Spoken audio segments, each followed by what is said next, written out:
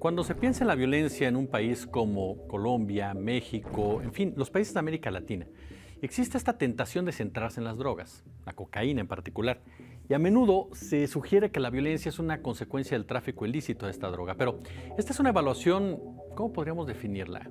Contraria a la historia. Pongamos el caso de Colombia.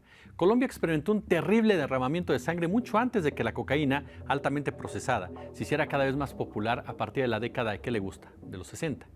Según todos los indicios, ya sea de la Oficina de las Naciones Unidas contra la Droga y el Delito o de la Administración de Control de Drogas, la DEA, del gobierno estadounidense, los mayores consumidores de narcóticos ilegales, hablo de cannabis, opioides, cocaína, se encuentran en Norteamérica y se encuentran, por supuesto, también en Europa Occidental.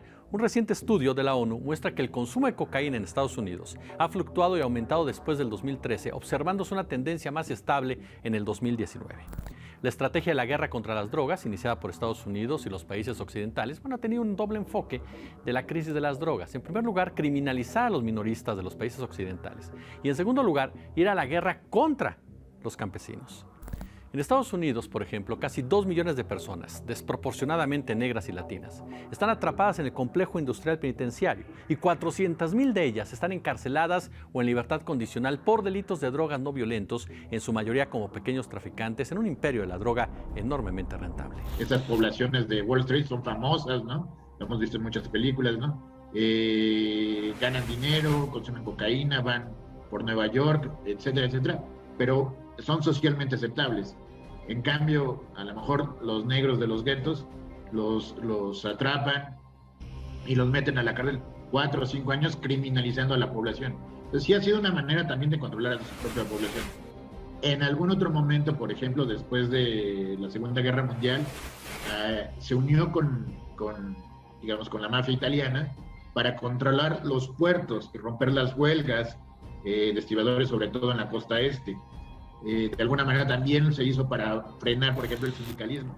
El colapso de las oportunidades de empleo para los jóvenes en las zonas de clase trabajadora y el atractivo de los salarios de la economía de la droga siguen atrayendo a los empleados de bajo nivel de la cadena mundial de mercancías, precisamente los estupefacientes, a pesar de los peligros de esta profesión.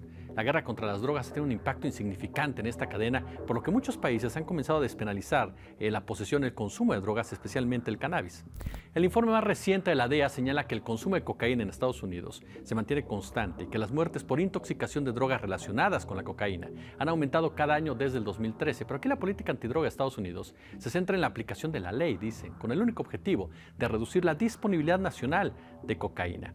Tan solo Washington gastará el 45% de su presupuesto para las drogas en la aplicación de la ley, el 49% en el tratamiento de personas drogadictas y un 6% en la prevención. Esta falta de énfasis en la prevención es reveladora. En lugar de abordar la crisis de las drogas como un problema del lado de la demanda en Estados Unidos y otros gobiernos occidentales, pretenden que es un problema del lado de nosotros, del lado de la oferta, que puede ser tratado mediante el uso de la fuerza militar en contra de grupúsculos y en contra, por supuesto, de campesinos. Como siempre, un gusto, como siempre, un placer.